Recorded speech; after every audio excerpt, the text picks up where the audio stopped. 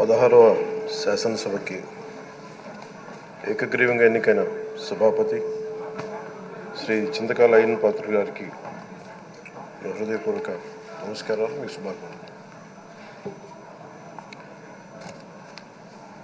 ఇది నేను మొదటిసారి అసెంబ్లీలోకి అడుగు పెట్టడం.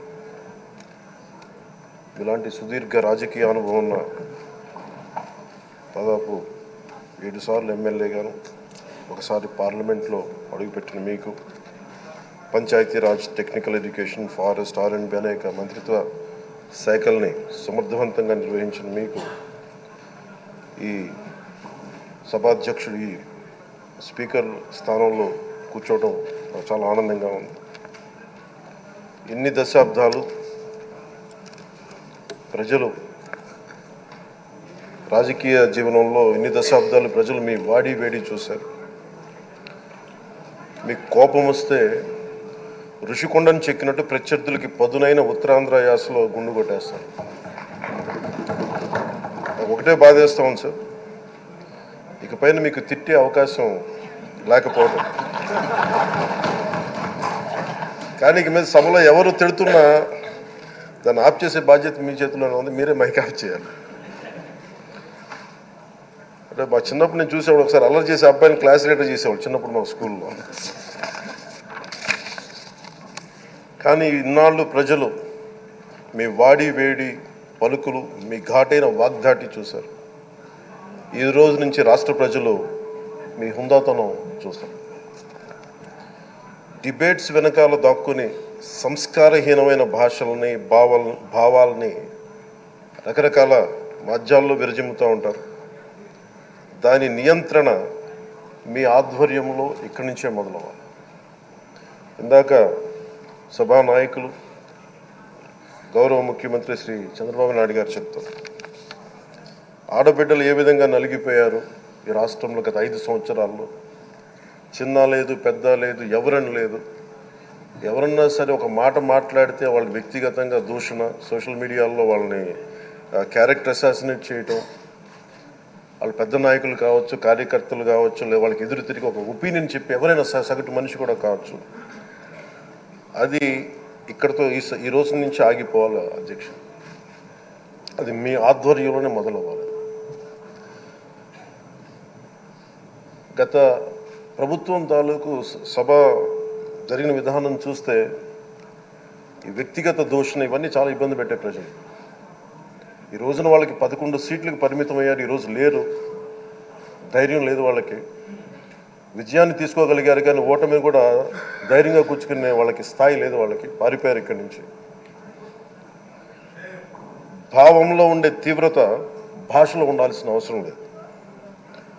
భాష మనుషుల్ని కలపడానికి కానీ విడగొట్టడానికి కాదు. భాష విద్వేషం రేపడానికి కాదు, పరిష్కరించడానికి.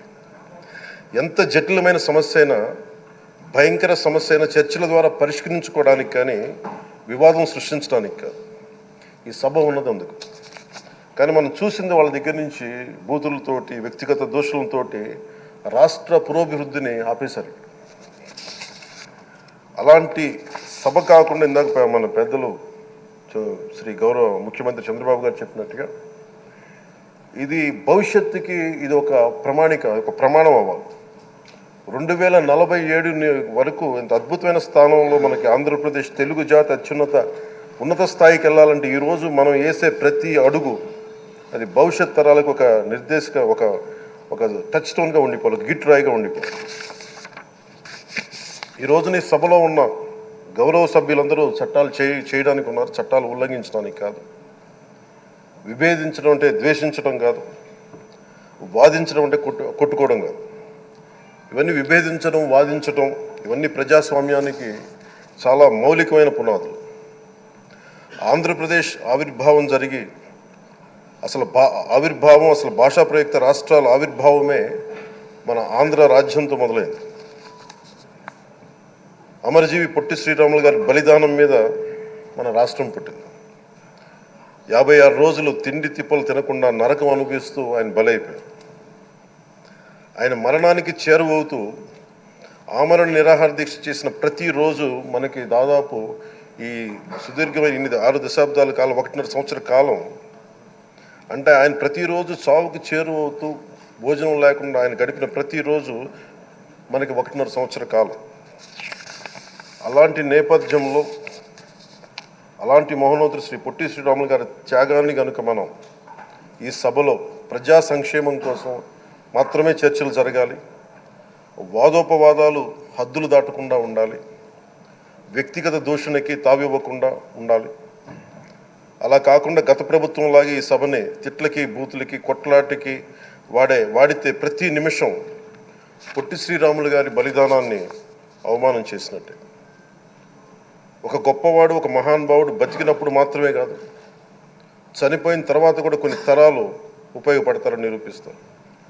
అలాంటి కోవకు చెందిన మహానుభావులు ఆంధ్ర రాష్ట్ర సృష్టికర్త, భాషా ప్రయుక్త రాష్ట్రాలకు శ్రీకారం చుట్టిన ద్రష్ట, అమరజీవి శ్రీ పొట్టి శ్రీరాములు గారి స్మృతిలో ఒక విలువలతో కూడిన ఒక సత్సాంప్రదాయాన్ని తెరలేపుతూ మీ ఆధ్వర్యంలో ఈ సభ జరగాలని, ఈ 5 ఏళ్ల ప్రజా ప్రస్థానంలో ఈ విలువైన 5 ఏళ్ళు రాబోయే తరానికి గొప్ప భవిష్యత్తునిచ్చేలా, అన్నం పెట్టే రైతుకి, కౌలు చేసుకునే రైతుకి, రైతు కూలీకి అండగా ఉండేలా, మహిళలకి భద్రతతో పాటు ఉన్నత స్థాయికి ఎదిగేలా, ప్రభుత్వ ఉద్యోగులకి భద్రత కల్పించేలా, పశువు పక్షి ప్రకృతి సర్వజనులందరికీ కూడా మతాలకి ప్రాంతాలకి అతీతంగా సుభిక్షంగా అభివృద్ధి పదంలో ఆంధ్రప్రదేశ్, ఆంధ్ర రాజ్యం అద్భుతమైన ప్రగతి సాధించేలా ఈ చర్చలు సాగాలని కోరుకుంటూ, సభాపతి అయ్యన్న పాత్రుడి గారికి